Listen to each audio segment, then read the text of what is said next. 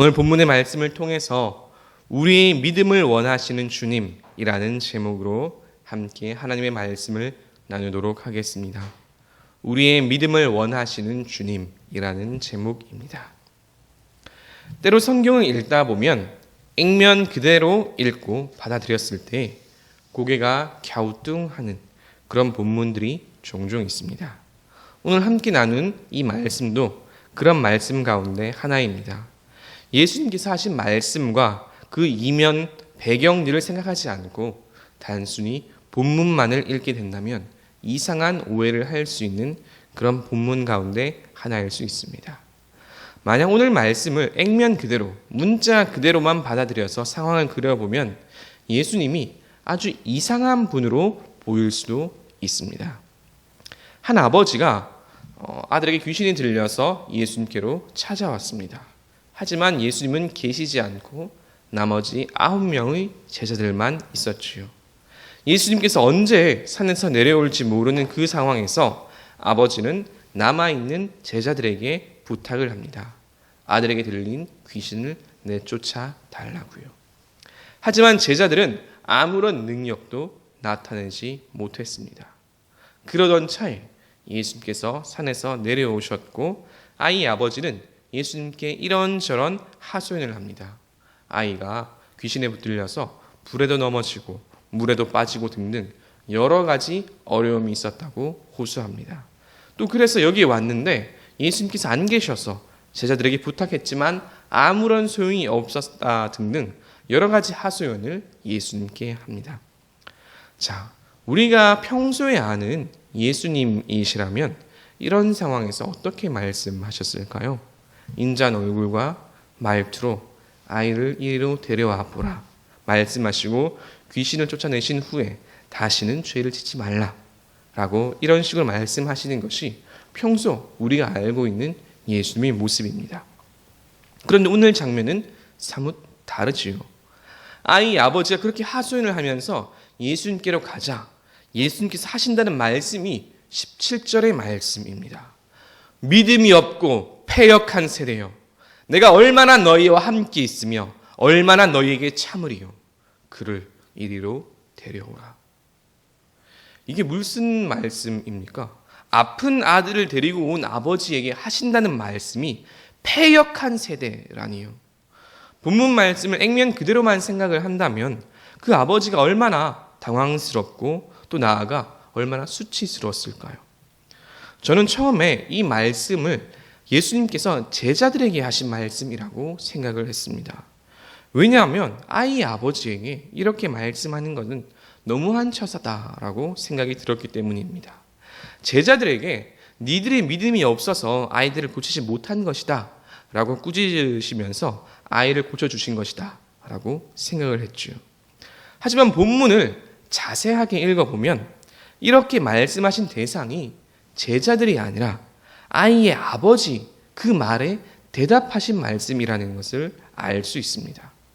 혹시나 제가 잘못 읽었나 싶어가지고 여러 주석들과 해석들을 찾아보았지만 잘못 읽은 것이 아니었습니다. 그러면 예수님께서 진짜로 아이의 아버지에게 이렇게 모욕을 주기 위해서 그렇게 말씀하신 것일까요? 아니겠지요. 그러면 예수님께서는 왜 이렇게 말씀하셨고 또 이렇게 말씀하신 그 진짜 대상은 누구일까요?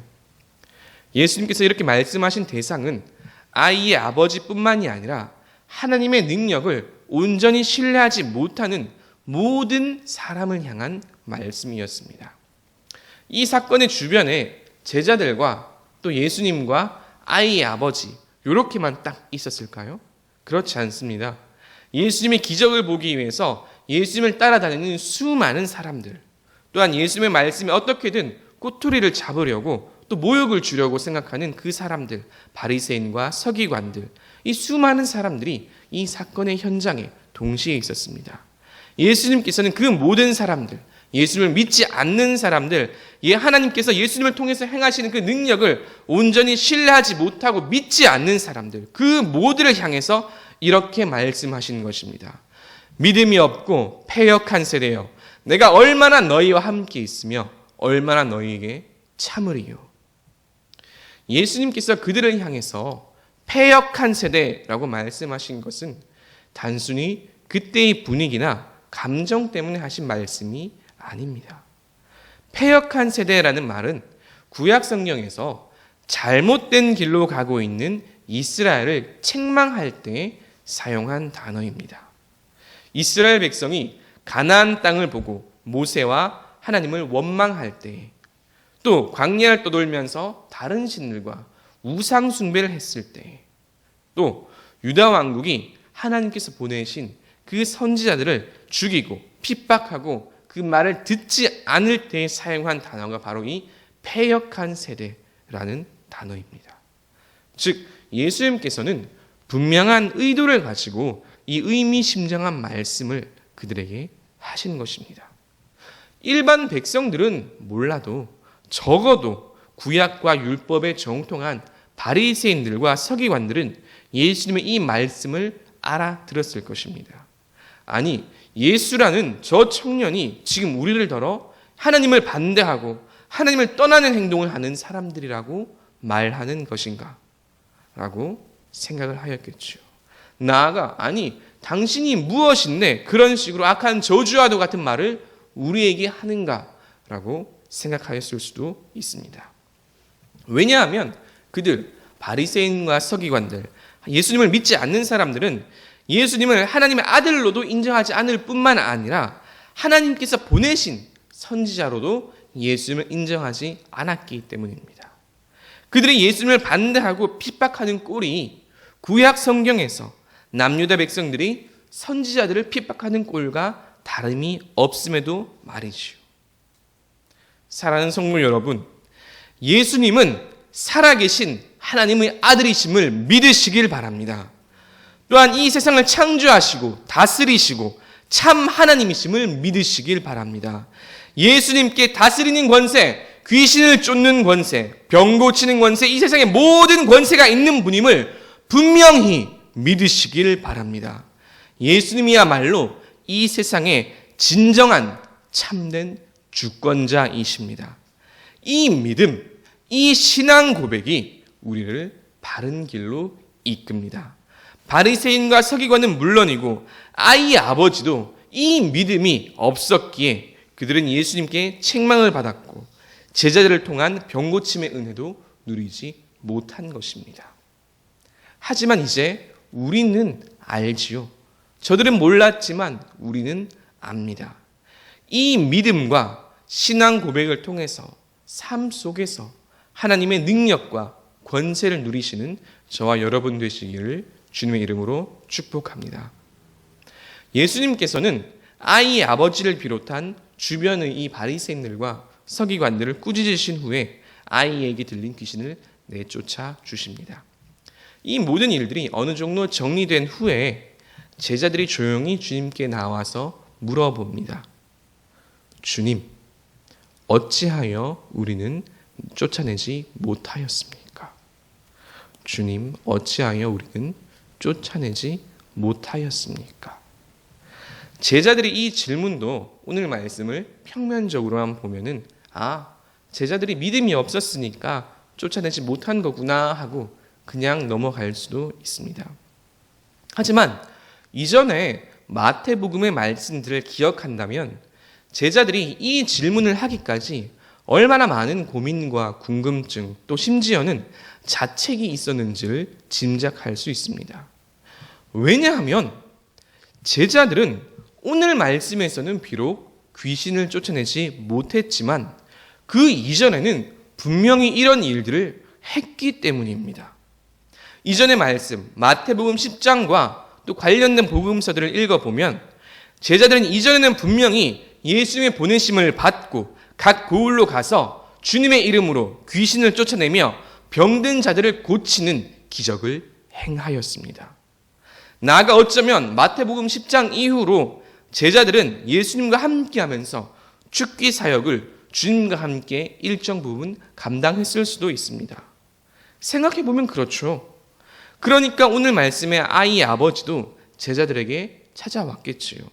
만약에 제자들이 이전에 그런 일들을 하지 못했다면 혹 하지 않았다면 예수님께서 내려오실 때까지 그냥 기다렸을 것입니다.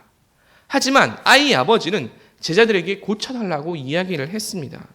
이 말은 제자들이 이 사건 이전에도 예수님의 권세 아래에서 죽기 사역을 일정 부분은 감당하고 있었음을 어렴풋이 보여주는 구절입니다.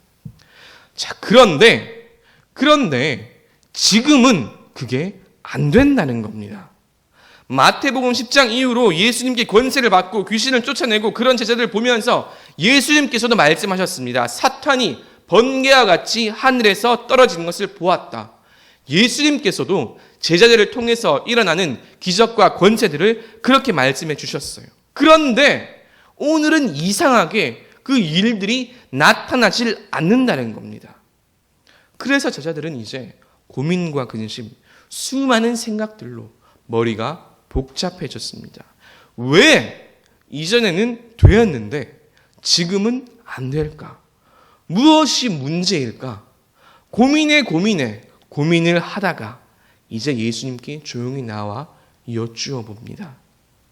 주님, 우리는 왜 쫓아내지 못했습니까? 여기에 대해 예수님께서는 이렇게 말씀하십니다. 이르시되 너희 믿음이 작은 까닭이니라. 이 말씀을 찬찬히 보면 예수님께서는 제자들에게 너희에게 믿음이 없다라고 말씀하지 않으셨습니다.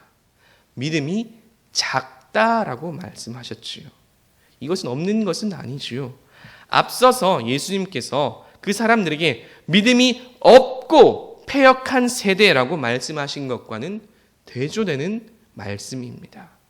앞서 말씀한 사람들, 바리새인과 서기관들, 심지어 아이의 아버지에게는 믿음이 없는 사람들이라고 말씀하십니다.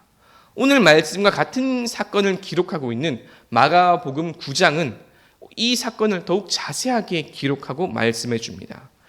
아이의 아버지가 예수님께서 와서 한다는 소리가 무엇을 하실 수 있거든 도와주옵소서라고 이렇게 이야기를 합니다. 아이의 아버지도 예수님께 아이를 데리고 오기는 했지만 예수님을 온전히 신뢰하지 않았다라는 말이죠. 믿지 않았다는 말입니다. 그래서 예수님께서 이렇게 말씀하십니다. 마가복음 9장에서 할 수 있거든이 무슨 말이냐? 믿는 자에게 능히 하지 못할 일이 없느니라 라고 말씀하시면서 아이의 아버지를 꾸짖으시고 아이의 아버지도 그제서야 자신의 불신을 깨닫고 이렇게 이야기합니다.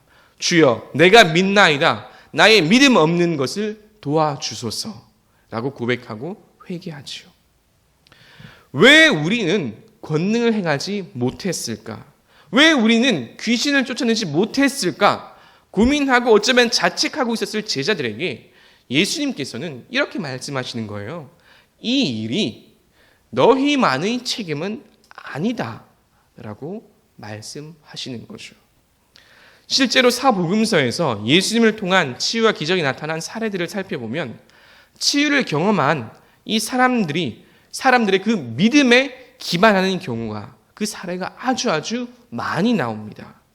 예수님의 옷자락만 만지면 낫겠다고 고백한 혈병 여인, 예수님께서 말씀만 하시면 자신의 하인이 낫겠다라고 믿은 백부장, 주님께서 손만 얹어주시면 내 죽은 딸이 살아나리라 고백한 회당장 야이로와 그 딸, 이처럼 수많은 기적의 당사자들은 자기들의 믿음이 있었기에 그 기적들을 경험할 수가 있었던 것입니다.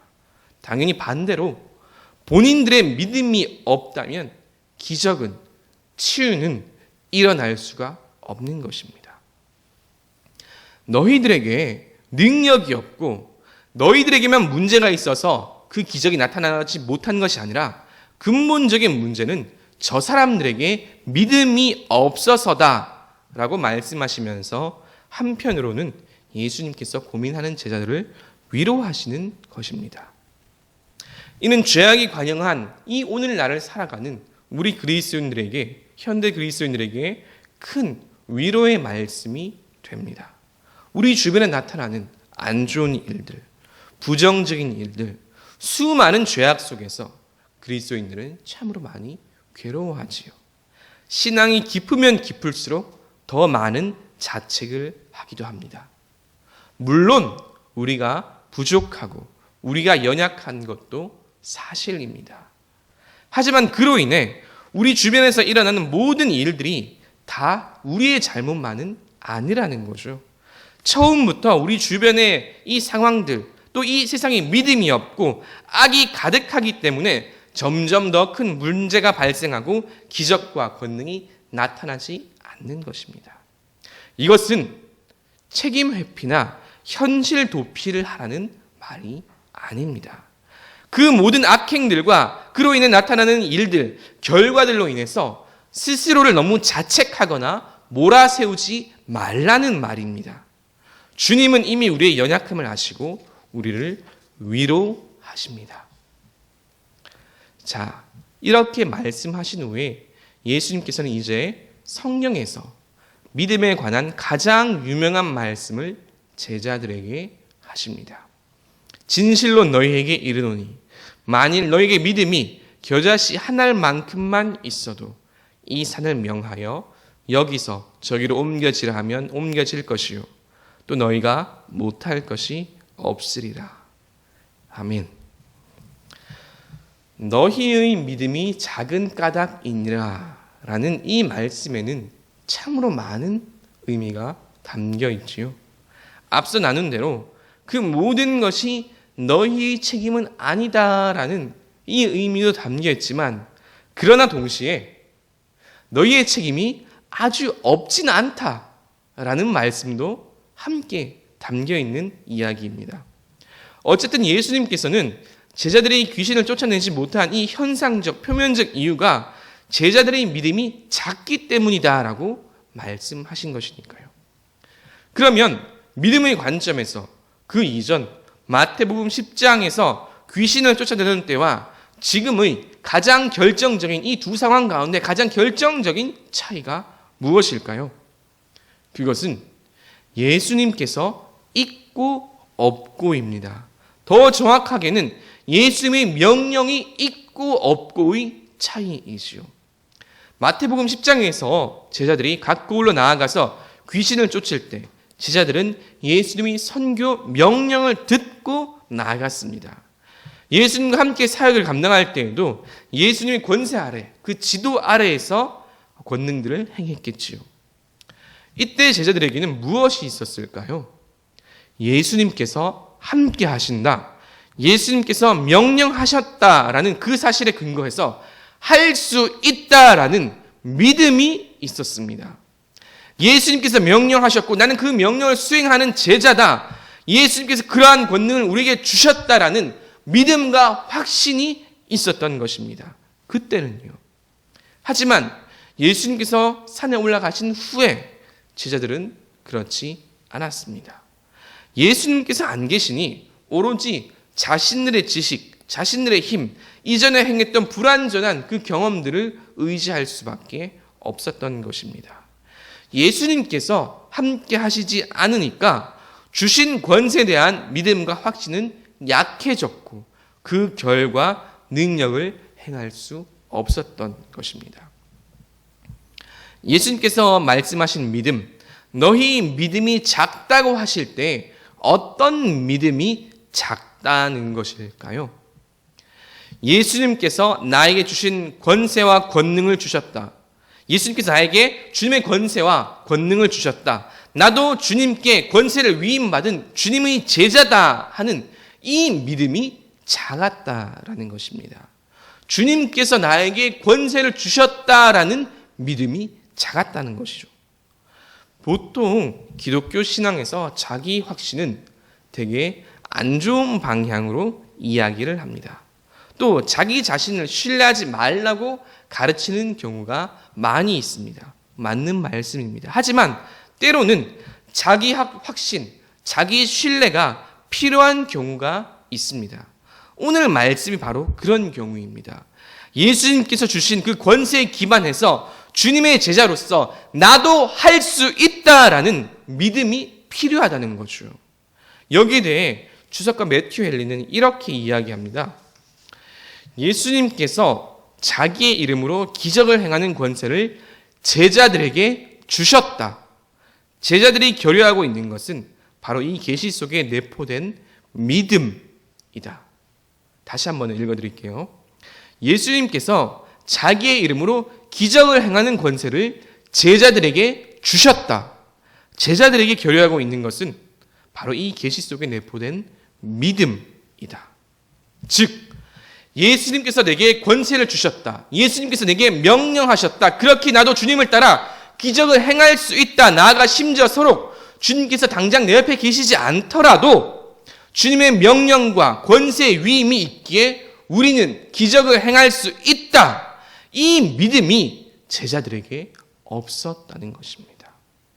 예수님께서는 이 믿음을 제자들이 발휘하길 원하셨던 것입니다. 이후 나중에 예수님께서 부활하시고 승천하신 후에 예수님께서는 제자들 옆에 실제로 계시지는 않았지요. 근데 제자들은 사도로서 주님의 이름으로 기적과 권능을 행하였습니다. 무엇이 다릅니까? 예수님께서 나에게 명령하셨다. 그렇게 나도 할 수 있다라는 이 믿음이 있었던 것입니다. 제자들이 가졌던 작은 믿음, 겨자씨만한 작은 믿음이라 할지라도 예수님께서 내게 명령하셨고 권세가 나에게 주어졌음을 믿는 그 확신이 있으면 이 세상에서 우리가 주님의 제자로서 못할 것이 없음을 예수님께서는 말씀하신 것입니다. 제자들에게요. 그리고 이 말씀, 이 명령은 우리에게도 마찬가지입니다. 우리가 누구입니까? 그리스도인입니다. 예수님의 제자들입니다. 그렇다면 우리가 가져야 할 아주 중요한 믿음 가운데 하나 역시 주님의 이름으로 주신 주님의 권세로 우리도 이 세상 속에서 주님의 권세와 권능을 행하며 살아갈 수 있다는 그 믿음입니다. 이 믿음을 가지고 오늘도 세상 속에서 승리하며 살아가시는 저와 여러분 되시기를 주님의 이름으로 간절히 축복합니다. 말씀을 정리합니다. 오늘 말씀은 예수님께서 변화산에 올라가신 중에 아이에게 이 들린 귀신을 내쫓지 못한 이 9명의 제자들에게서부터 시작합니다. 예수님께서 산에서 내려오자마자 아이 아버지는 예수님께 고자질하듯이 하소연을 합니다. 당신의 제자들에게 아이를 데려왔으나 능히 내쫓지 못했습니다. 이 아버지에게 예수님께서는 믿음이 없고 패역한 세대라고 말씀하시면서 크게 책망합니다. 그러나 이 책망은 단순히 그 아버지만을 향한 것이 아니라 말 그대로 그 세대 이스라엘을 향한 것이지요. 그들은 예수님을 하나님의 아들로도 인정하지 않았을 뿐만 아니라 하나님께서 보내신 선지자로도 인정하지 않았습니다. 오히려 예수님을 책잡고 예수님을 죽이기 위해 모의하였습니다. 우리가 가져야 할 가장 중요한 믿음은 예수님은 살아계신 하나님의 아들이시며 세상의 창조주이시며 통치자이시며 병고침과 축기와 모든 권세가 있는 분이심을 믿는 믿음이 있어야 합니다. 이 믿음이 우리를 이 세상에서 권세 있게 살아가게 하며 더불어 우리를 이 땅에서 저 하늘로 인도하는 구원으로 인도하는 믿음이 됩니다. 더불어 예수님께서는 귀신을 쫓아내지 못한 이유로 고민하는 제자들에게 위로의 말씀을 하십니다. 권능을 행하지 못한 것이 다 너희의 잘못, 너희의 책임만은 아니다. 그들에게 믿음이 없었기 때문이다. 그리고 동시에 믿음에 대해서도 가르쳐 주십니다. 다만 너희는 내가 너에게 명령하였고 권세를 주었다는 그 사실을 기억하면서 믿음을 가져라. 내가 너에게 권능을 행할 권세와 명령을 하였음을 기억한다면 겨자씨만한 작은 믿음이 있을지라도 너희는 이 세상 속에서 능히 모든 것들을 할 수 있고 감당할 수 있을 것이다. 이 믿음을 가지고 오늘 하루도 주님의 권능과 기적을 체험하는 저와 여러분 되시기를 주님의 이름으로 축복합니다.